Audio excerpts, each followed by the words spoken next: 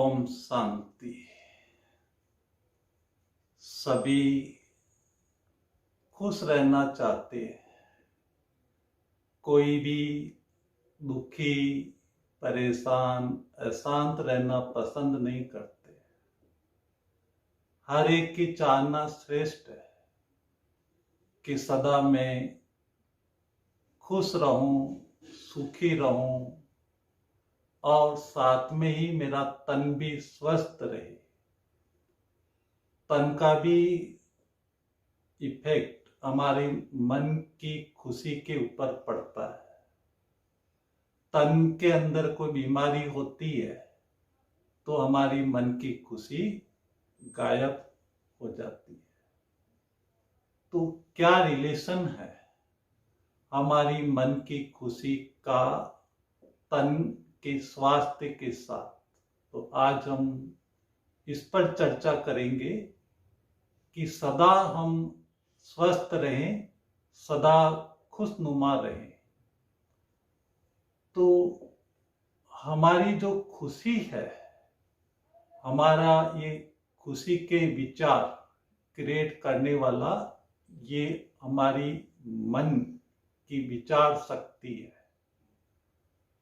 हमारे मन की एनर्जी दो साइड में विभक्त होती है। एक है नेगेटिव साइड, दूसरी है पॉजिटिव साइड। नेगेटिव साइड कहें तो बॉडी कॉन्शियस, इसका तो आप सभी अनुभवी हैं कि जैसे ही हम बॉडी कॉन्शियस होते हैं और हमारे अंदर आईनेस और माइनस, आई अर्थात मैं, अपने देह के विचार चलने लगते हैं, तो देह के विचार चलने से विचारों का ट्रैफिक तीव्र गति से चालू हो जाता है, जिससे हमारे अंदर अशांति अनुभव होने लगती है। और माइनस अर्थात काम, क्रोध, लोभ, मोह, ये विचार, यानी मेरे बच्चे, मेरा परिवार, मेरा धन, मेरी संपत्ति, इन सभी के प्रति मेरे माइनस यानी मेरा ये विचार चलते ही इस तरह के लोभ मोह के विचार पैदा होने से मन काफी अशांत और नाखुश रहने लगता है। तो ये हमारा जो मन है, मन चिंतन करने वाली एक शक्ति है। हम चाहते हैं कि सदा हमारा चिंतन श्रेष्ठ चले, है ना? इसीलिए हम बाबा के महावाक्य सुनते हैं, मुरली सुनते हैं, और मुरली सुनने के बाद थोड़े समय तो हम उसका चिंतन मनन करते हैं। फिर इसके बाद हमारा वही रूटीन बॉडी कॉन्शियस वाला चालू हो जाता है। हम चाहते नहीं है, कोशिश करते हैं, लेकिन फिर भी हम पूरे दिन भर हम बाहर के सांसारिक विचार करते रहते हैं। तो ये जैसे हमारे विचारों की क्वालिटी में चेंज आता है, तो ये विचारों की क्वालिटी के अनुरूप हमारा इस शरीर बनता है। अब हम जानते हैं कि हमारी खुशी खत्म क्यों होती है। क्योंकि हमारे शरीर के अंदर भी अनेक रोग होते हैं और बाहर भी अनेक समस्याएं, हमारे ऑफिस स्टाफ जहां हम कार्य करते हैं वहां भी अनेक तरह की प्रॉब्लम्स होती है। कोई आपको कार्य में सहयोग नहीं देता है, कोई आपके कार्य में बाधा डालता है। तो जो कार्य स्थल है वहां पर भी अनेक समस्याएं होने के कारण हमारी खुशी खत्म होती जाती है।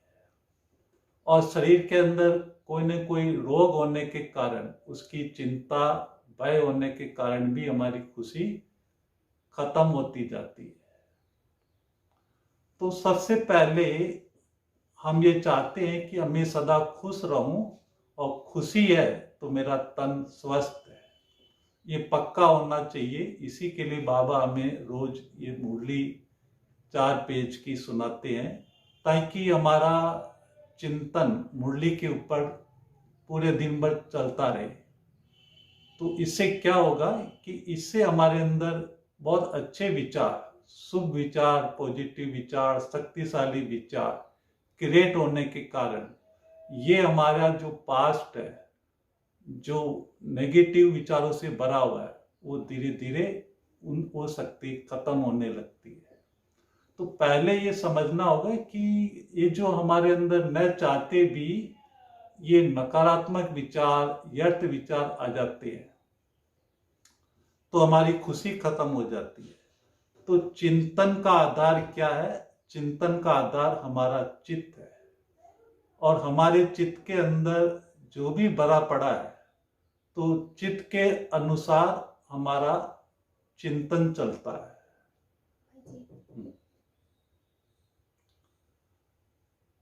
तो हमारे अंदर ये जो चिंतन चलता है बार बार, वो चिंतन का आधार चित्त है। चित्त अर्थात सबकॉन्शियस माइंड, जो हमारे सबकॉन्शियस माइंड में भरा पड़ा है। अभी हमारे चित्त के अंदर क्या है? देह है, देह के संबंध है, देह के पदार्थ, धन संपत्ति है। तो बार बार उसकी हमें चिंता होती है, इसीलिए हमारा चिंतन अच्छा होने के बजाय बार बार वही उससे कनेक्टेड चिंतन होता है, यह चिंतन, नकारात्मक चिंतन चलने लगता है। हमारे तन में कोई बीमारी हो गई तो उसका भय, उसका चिंता, उसका संकल्प चलने लगता है। तो ये एक पक्का आपको नोट होना चाहिए कि चिंतन का आधार चित्त है। और चित्त किस आधार पर बनता है? चित्त बनता है हमारी चेतना के आधार पर। जैसी हमारी चेतना अर्थात कॉन्शियसनेस, कॉन्शियस भी कहते हैं, तो जैसी हमारी चेतना होती है, चेतना दो तरह की कार्य करती है।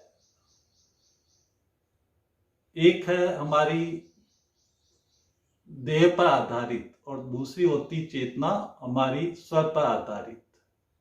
और देह पर आधारित चेतना, इसका हमें तो अनुभव है कि जैसे हम देह पर आधारित हमारी चेतना कार्य करती कि मैं ये हूँ और मेरे ये संबंधी है, मेरे ये संपत्ति है, मेरी ये फैक्ट्री है, मेरे ये बच्चे हैं। तो इस आधार पर कार्य करने से क्या होता है कि हमारा ट्रैफिक, विचारों का ट्रैफिक बढ़ने लगता है, और हमारे अंदर भय, हमारे अंदर चिंता, इरिटेशंस, फिर एंगर, फिर तनाव और डिप्रेशन पैदा होने लगता है। तो जिसके कारण हम आंतरिक शक्तियां खो देते हैं, और आंतरिक शक्तियां खोने के कारण हमारे इस शरीर के ऊपर बहुत गलत इफेक्ट पड़ने लगता है, और शरीर से हमारे जो हार्मोन्स है इनबैलेंस निकलने लगते हैं।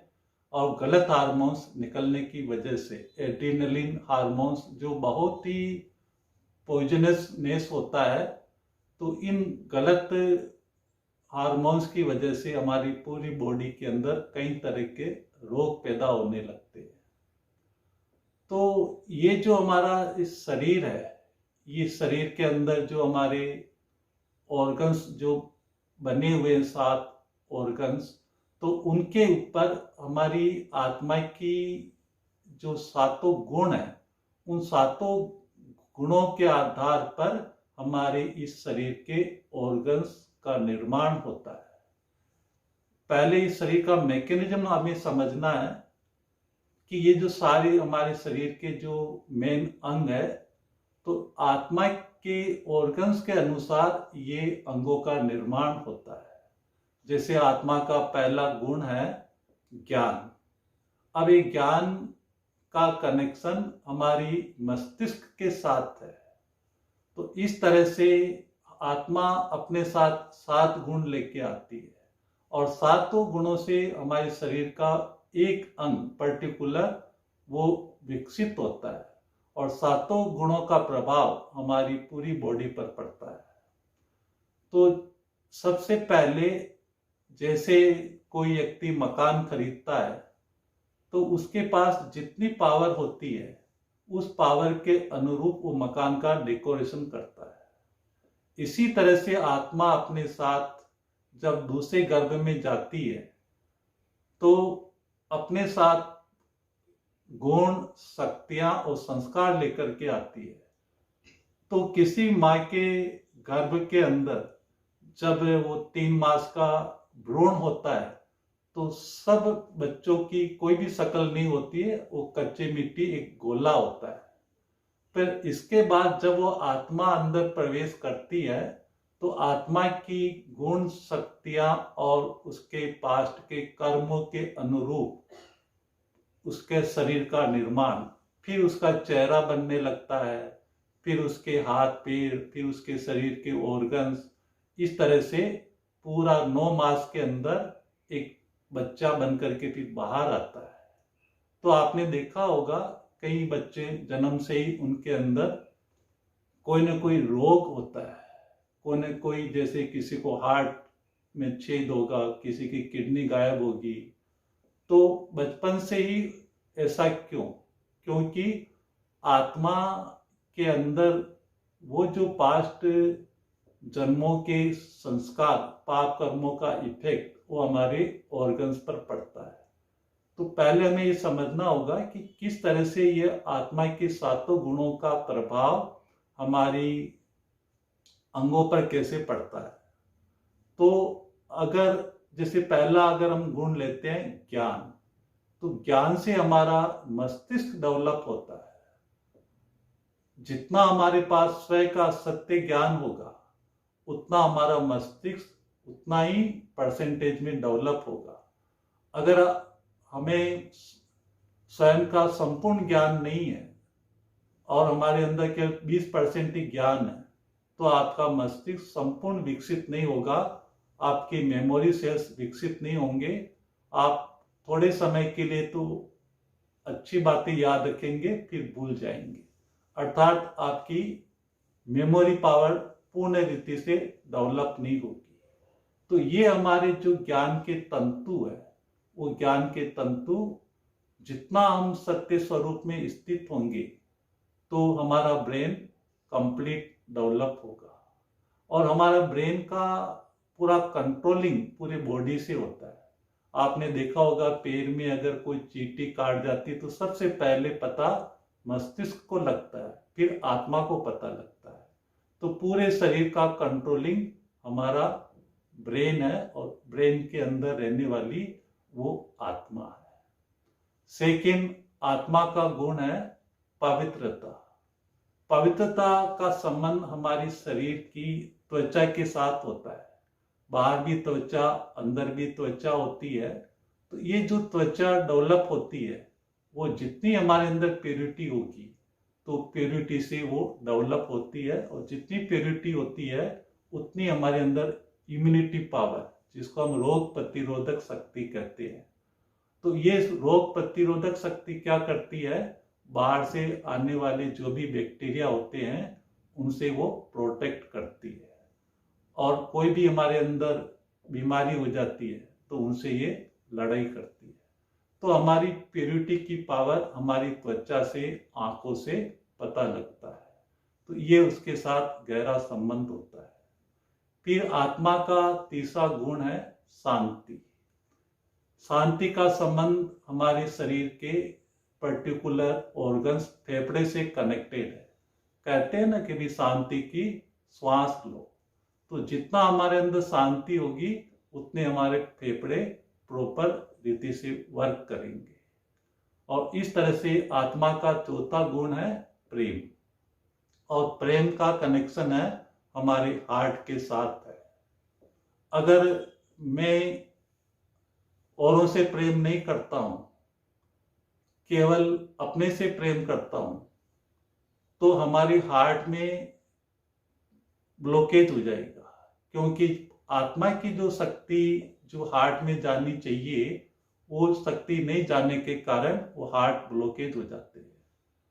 तो हमारी अंदर जितनी प्रेम की शक्ति, स्वयं के साथ प्यार और अन्य आत्माओं के साथ भी रूहानी प्यार, जितना रूहानी प्यार होगा, अनकंडीशनल निस्वार्थ प्यार होगा, उतना हमारा हार्ट प्रॉपर रीति से काम करेगा, हार्ट से संबंधित कोई बीमारी नहीं होगी।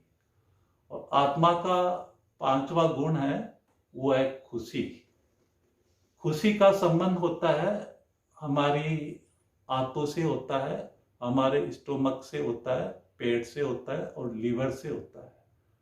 तो कहते हैं ना कि खुशी जैसी खुराक नहीं। तो जब हम खुश होते हैं तो हमारा लीवर और हमारी आंतें, हमारा स्टोमक प्रॉपर रीति से कार्य करता है, इससे संबंधित कोई भी रोग नहीं होता है। और आत्मा का छठा गुण है आनंद। आनंद एक ऐसा गुण है जिसका विपरीत, ऑपोजिट कोई वर्ड नहीं है। बाकी के सब के ऑपोजिट वर्ड होते हैं, जैसे शांति का ऑपोजिट अशांति, प्रेम का ऑपोजिट क्रोध, खुशी का ऑपोजिट दुखी, पर आनंद का विरोधाभास कोई शब्द नहीं है। आनंद का हमारा संबंध होता है, वो अलौकिक शक्तियों के साथ संबंध होता है। तो आनंद जब हमारे जीवन में आ जाता है तो आनंद हमारे शरीर के हार्मोन सिस्टम, पेनक्रियाज और हमारे अंदर पीनियल ग्लैंड्स, जिससे हमारे अंदर ये हार्मोन्स सिक्रेशंस होते हैं, उससे हमारा गहरा संबंध होता है। तो ये सारा जो हार्मोन्स जो सारे शरीर को मैनेज करता है, पेनक्रियाज है, तो उन सब का कनेक्शन ये आनंद से कनेक्टेड होता है। और जब हमारे अंदर आनंद की चरम सीमा होती है तो हमारा पूरा शरीर क्योर हो जाता है। और आत्मा का सातवां गुण है शक्ति। तो ये आठों शक्तियां, सहन शक्ति, समाने की शक्ति, सामना करने की शक्ति, जब आत्मा के अंदर ये सातों शक्तियां होती है, ये शक्तियां जितनी परसेंटेज में होती है उतने उसी अनुरूप हमारे शरीर का ये जो हड्डी मांस का ढांचा है और मांस है, ये पूरा उससे डेवलप होता है। अगर हमारे अंदर कोई भी शक्ति की कमी है, जैसे सहन शक्ति की कमी है, तो आपकी हड्डी में कहीं ना कहीं वीकनेस, कहीं ना कहीं ऑर्थराइटिस प्रॉब्लम होगी और आपको वो बीमारी के रूप में आपको पेन देगी। अगर जिसके अंदर जितनी सहन शक्ति होती है उसका हड्डी का ढांचा भी मजबूत होता है। तो इस तरह से हमारी शक्तियों का कनेक्शन हमारी हड्डियों के साथ होता है। तो इस तरह से आत्मा सातों गुणों से हमारे इस शरीर के सातों गुणों का नरिशमेंट अर्थात पोषण करती है। हमारी हर कोशिका की दो भागों में क्रिएटिविटी होती है, ये दो भागों में विभक्त हो जाती है। एक तो होती है जो पहले की कोशिका, एक है जो वर्तमान में हम जो विचार कर रहे होते हैं उन विचारों के अनुरूप नई नई कोशिकाएं बनती जाती है। तो हमारे 3 महीने के अंदर सारी जो हमारी त्वचा है वो चेंज हो जाती है और 6 मास के अंदर हमारा सारा हड्डी का ढांचा चेंज हो जाता है। केवल हमारी ब्रेन के अंदर जो मेमोरी सेल्स है वही सेल्स रहते हैं, बाकी 6 महीने में पूरा हमारा शरीर चेंज हो जाता है। तो इस तरह से हमारी जो कोशिका की क्रिएटिविटी वो चलती रहती है। अब ये कोशिका का जो संबंध है वो संबंध होता है हमारी खुशी के साथ होता है। और जितनी हमारे अंदर नेचुरल खुशी होती है तो खुशी से हमारे शरीर के अंदर अच्छे हार्मोन्स, एंडोर्फिन्स हार्मोन्स सिक्रेशंस होते हैं। वो एंडोर्फिन्स हार्मोन्स के कारण तो इस तरह से हमारा शरीर 6 महीने में संपूर्ण रीति से चेंज हो जाता है। अब बाबा ने हमें ज्ञान दिया कि बच्चे तुम देह नहीं, तुम आत्मा हो। और रोज हम जब मुरली सुनते हैं तो ये हमारे आत्मा की खुराक है, अर्थात हमारे विचारों की खुराक है। तो अब हम कैसे खुश रहें जिसके कारण हमारा शरीर सारा स्वस्थ रह सकता है। स्वस्थ का अर्थ है स्वयं में जो स्थित है वो स्वस्थ है, अर्थात जो आत्मिक स्थिति में स्थित है, अपने को भी आत्मा समझता है और सामने वाले को भी आत्मा ही देखता है। तीसरा, इस सृष्टि नाटक में जो कुछ हो रहा है उसका भी उसको संपूर्ण नॉलेज है कि जो हो रहा वो अच्छा, जो होने वाला वो अच्छा, जो होगा वो अच्छा। तो इस तरह से जब हमारी विचार ABCD वाले हो जाते हैं। ABCD का अर्थ होता है A फॉर आत्मा, B फॉर बाबा और C फॉर मेरे सारे कनेक्शन, सारे संबंध एक बाबा के साथ, और चौथा D फॉर ड्रामा। तो जब हमारी विचार ABCD से कनेक्टेड हो जाते हैं, इसी से कनेक्टेड बाबा की मुरली प्रत्येक दिन की हम जो सुनते हैं, इसी से कनेक्टेड होते हैं। तो ये जो हमारा मन है, ये मन एक टीम की तरह काम करता है, और ये हमारा मन का प्रभाव हमारी जो बाबा से हमें मिलती है स्पिरिचुअल एनर्जी, और वो स्पिरिचुअल एनर्जी को हमारा मन टीम के द्वारा, टीम का अर्थ होता है T for thoughts, E for emotions, A for attitude और M फॉर मेमोरी। ये अगर टीम हमारी सकारात्मक है चारों, तो हमारे शरीर के ऊपर इसका 100% सकारात्मक प्रभाव पड़ता है। जैसे फॉर एग्जाम्पल कि मैं आत्मा हूं और सामने वाले भी आत्मा है, और मुझे प्रत्येक आत्मा से प्यार है, तो मेरी आत्मिक वृत्ति, सबसे पहले आत्मिक वृत्ति, फिर मेरी आत्मिक दृष्टि, आत्मिक विचार, और इस तरह से ये मेरी समृद्धि आत्मिक लेवल पर हो जाती है, जिसको हम कहते हैं टीम। यानी हमारी विचार, वृत्ति और हमारे एटीट्यूड, दृष्टि और समृद्धि, ये चारों में हमारे अंदर सामंजस्य हो जाता है। मेरे अंदर मान लो प्रेम आ जाता है, रूहानी प्रेम आ जाता है। तो ये रूहानी प्रेम आने के कारण मेरी ये टीम सकारात्मक हो जाती है, और सकारात्मक होने के कारण मेरे कर्म श्रेष्ठ बनने लगते हैं, कोई भी पाप कर्म नहीं होते हैं, सबसे प्यार पैदा होने लगता है।